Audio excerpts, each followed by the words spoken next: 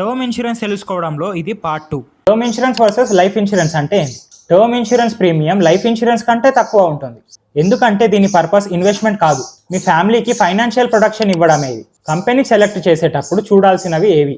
మార్కెట్లో చాలా companies term insurance cell చేస్తున్నాయి. కంపెనీ సెలెక్ట్ చేసేటప్పుడు ఈ 3 థింగ్స్ తప్పకుండా చెక్ చేసుకోండి. క్లెయిమ్ సెటిల్మెంట్ రేషియో, 100 మందికి క్లెయిమ్ చేస్తే ఎంత మందికి కంపెనీ నిజంగా క్లెయిమ్ సెటిల్ చేస్తుందో చూడాలి.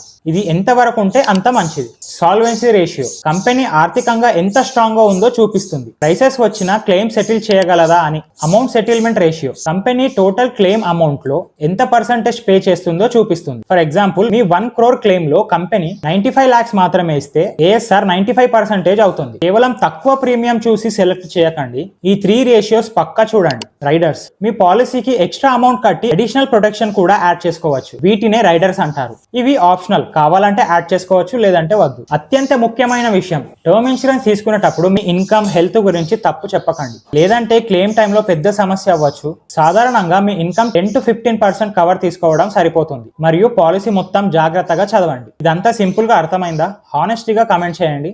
ఇలాంటి వీడియోస్ కోసం అకౌంట్ని ఫాలో కొట్టి సబ్స్క్రైబ్ చేయండి.